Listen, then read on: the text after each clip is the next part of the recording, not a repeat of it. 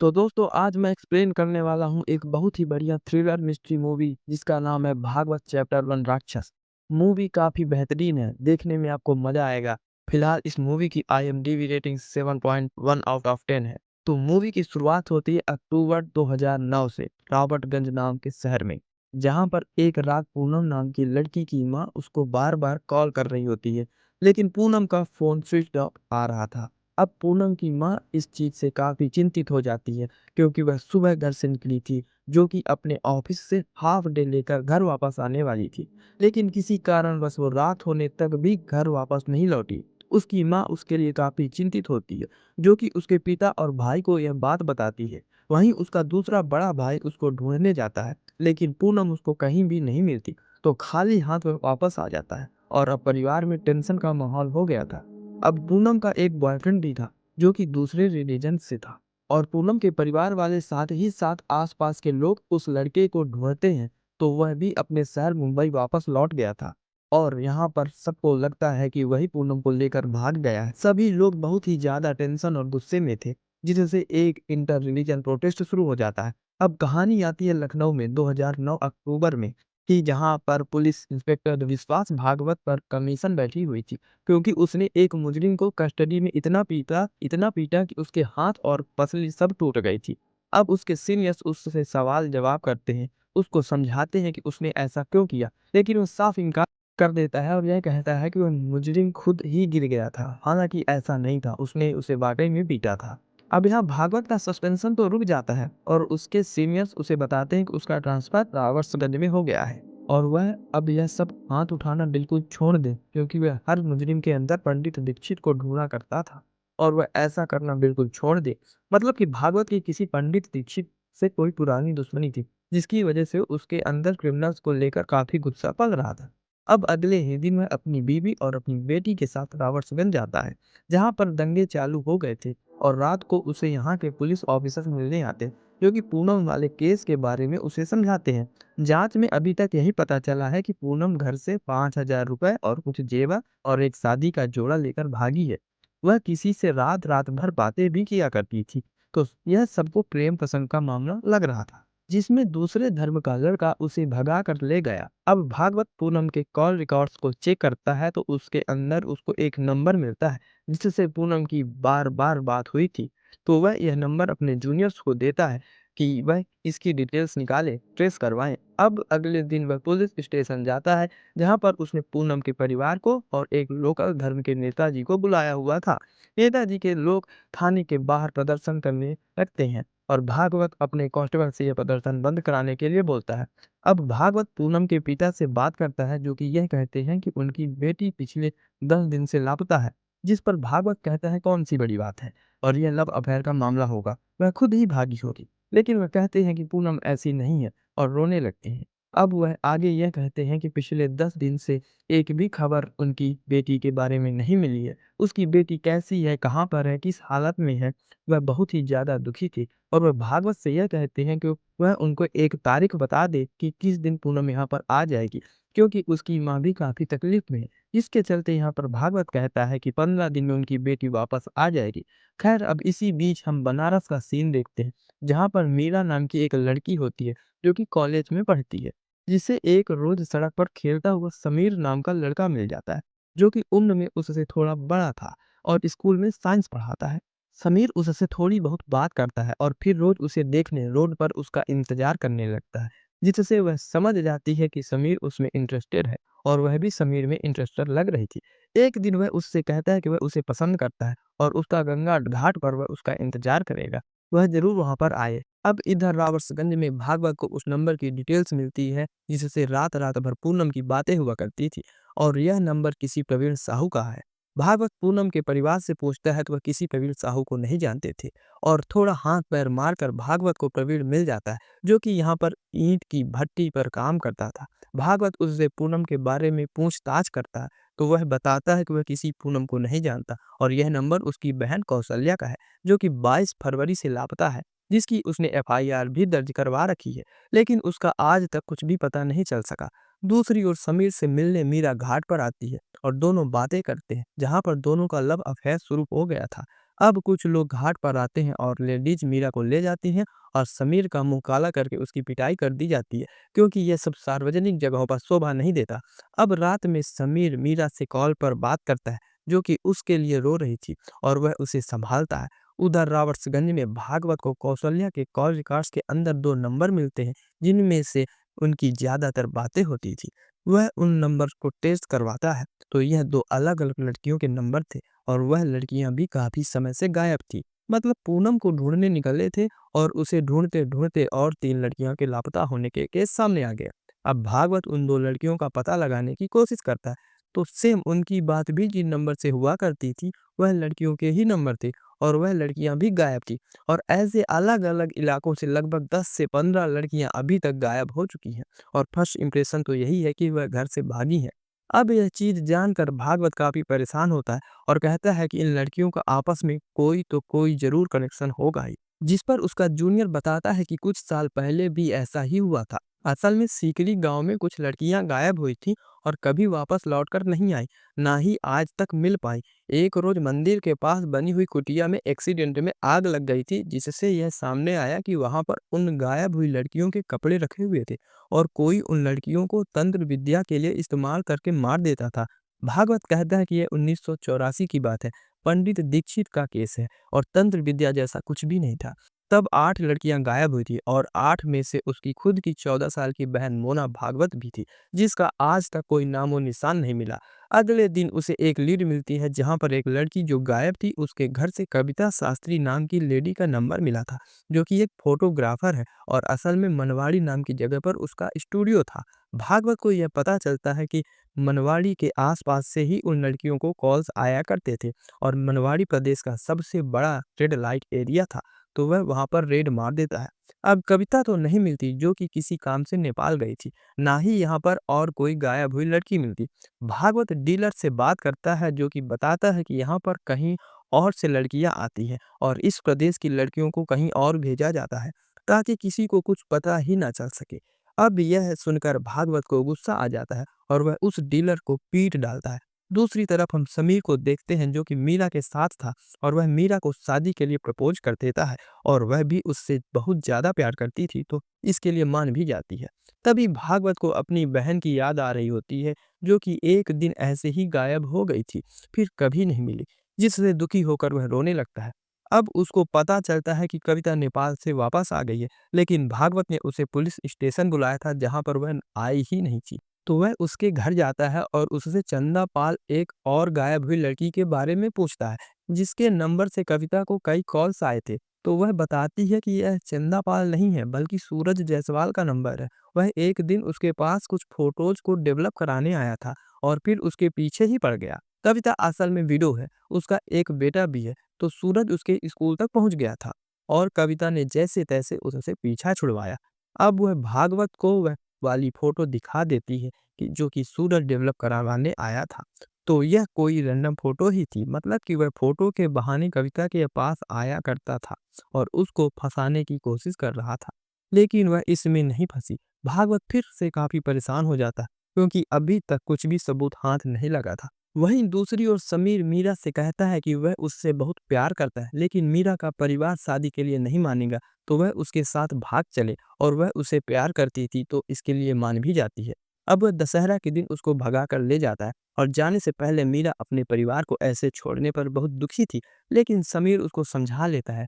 अब वह लोग एक लॉज में रुकते हैं, जहां पर समीर ने मीरा से लाल साड़ी लाने के लिए कहा था, जिसे वह पहन कर दिखाने के लिए कहता है, और फिर दोनों इंटीमेट होते हैं। इधर भागवत को पुलिस कांस्टेबल बताता है कि इतने सारे नंबर्स में दो IMI नंबर्स थे, जिनमें एक अभी 20 सेकंड के लिए ऑन हुआ है।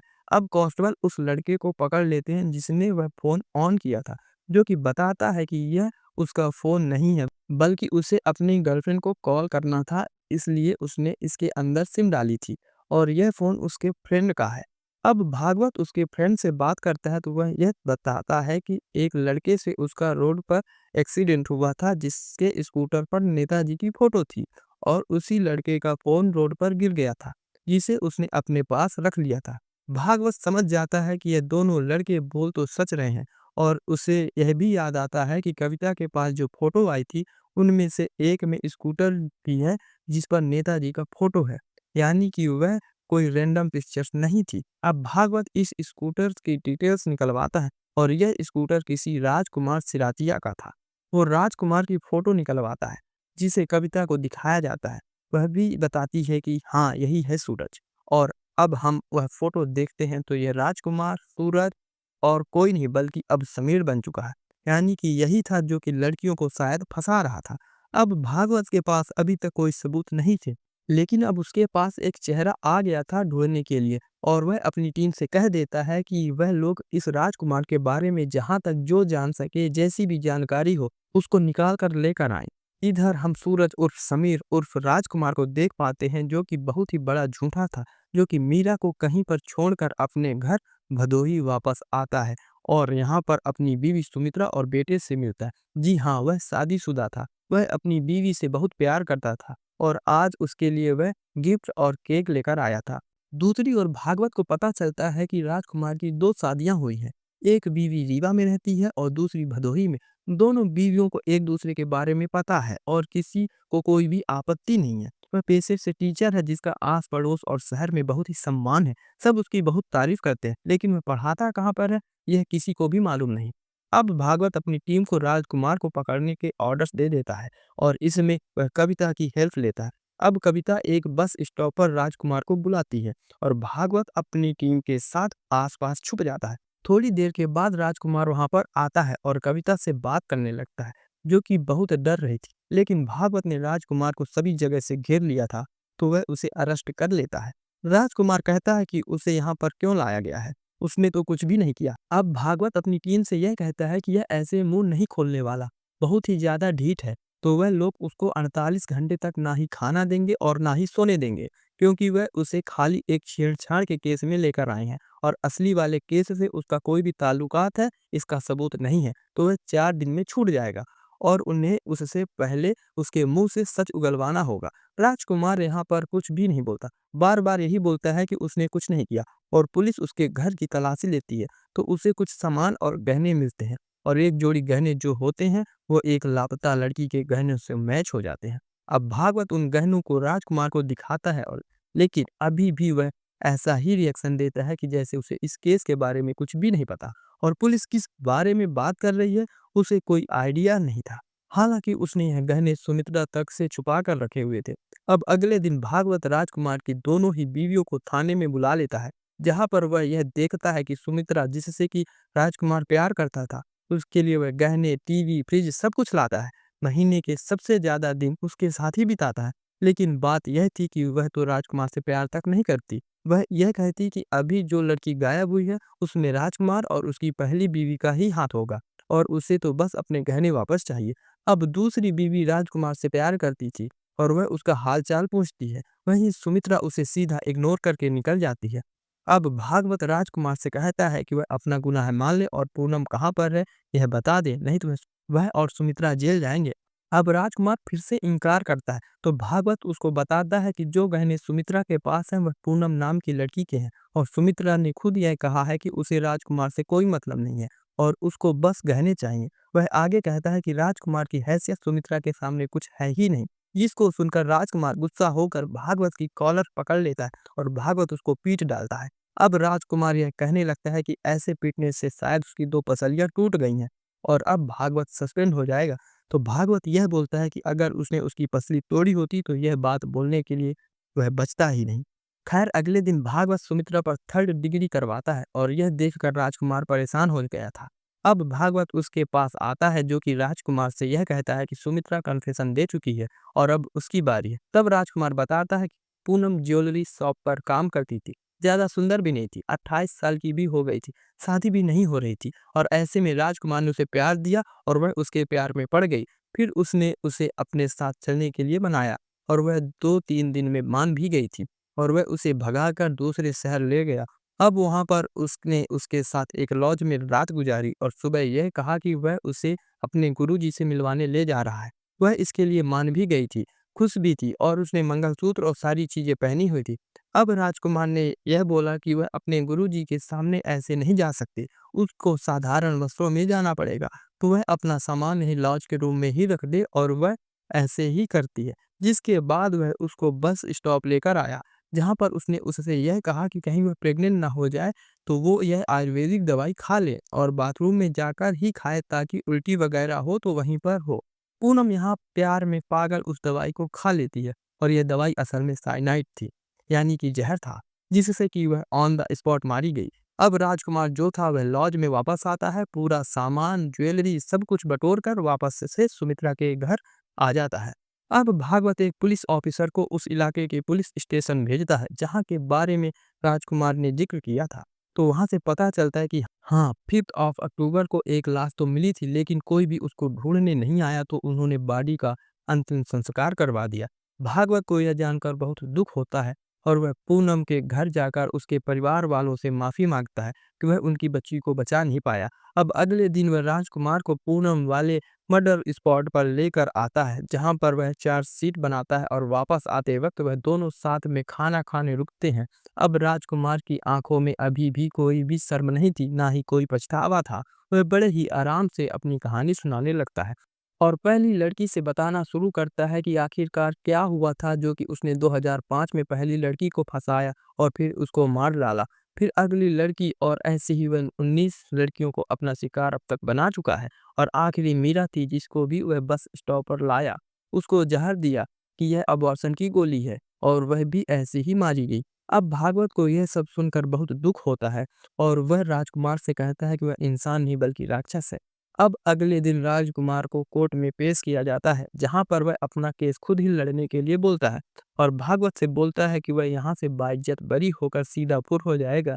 अब भागवत उसके बारे में और जानकारी निकालता है, तो बस स्टॉप से एक गवाह भी मिलता है, जिसने उसे पूनम के साथ देखा था और एक आदमी बताता है कि 2003 में एक लेडी के गहने लूटने में पकड़ा गया था और उस दिन वह पिटा भी था और उसने तब कसम खाई थी कि अब वह किसी काम को अधूरा नहीं छोड़ेगा।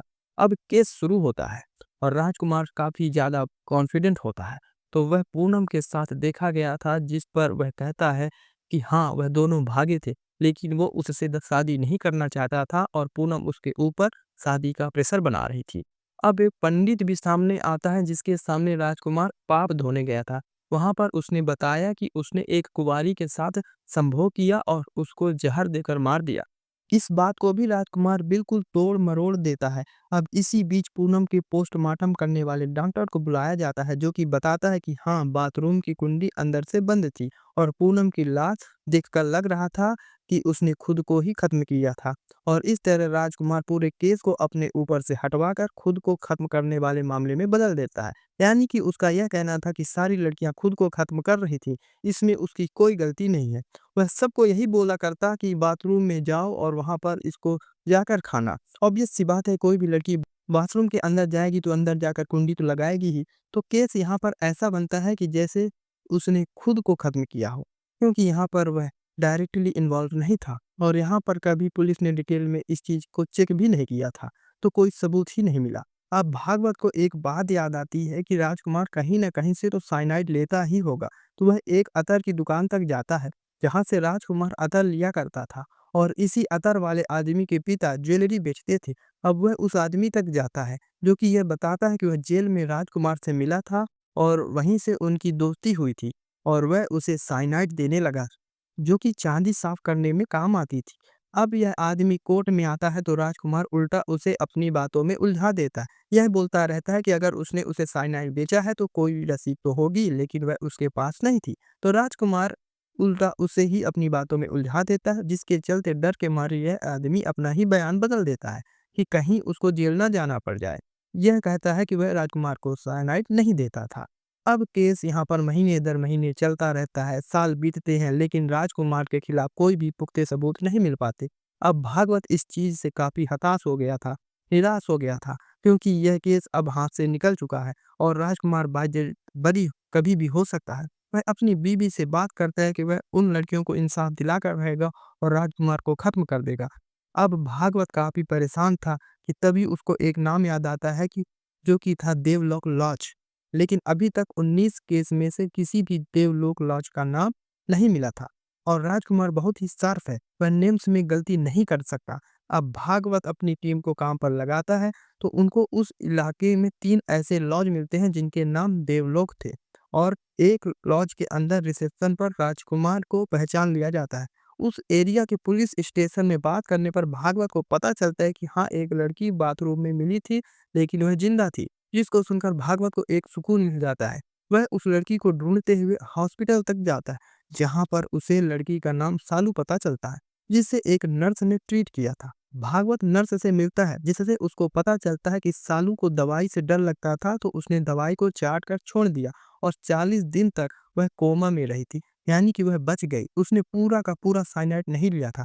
कोमा से जागने पर वह दिन भर रोती रहती थी और डिप्रेशन में चली गई थी, और अभी 1.5 साल पहले उसकी शादी भी हो चुकी है, और वह एक नए नाम और पहचान के साथ अपने पति और बच्चे के साथ बहुत खुश है, यानी कि उसने अपना पास्ट भुला दिया है। खैर, अब भागवत उससे मिलने की जिद करता है, तो नर्स उसे सालू का पता बता देती है, क्योंकि यह केस काफी जरूरी था और इसी के चलते राजकुमार को जेल हो सकती थी। अब भागवत सालू से मिलने जाता है और उससे गुहार लगाता है कि वह कोर्ट आकर गवाही दे दे, लेकिन सालू यह कहती है कि उसे डर लगता है। उसकी जिंदगी लगभग बर्बाद हो गई थी, सब कुछ खत्म हो गया था, और फिर उसे एक आदमी मिला जिसने उसे घर दिया, परिवार दिया, और अब वह फिर से पलटकर उस नर्क को नहीं देखना चाहती। भागवत उससे बहुत रिक्वेस्ट करता है, जिसके बाद वह मान जाती है, लेकिन उसका पति इसके लिए अलाउ नहीं कर सकता था, क्योंकि फिर समाज उसको परेशान करेगा। अब एक दिन हिम्मत करके वह कोर्ट आ जाती है, जिसको देखकर राजकुमार हिल गया था, क्योंकि सालू कोई और नहीं बल्कि मीरा थी।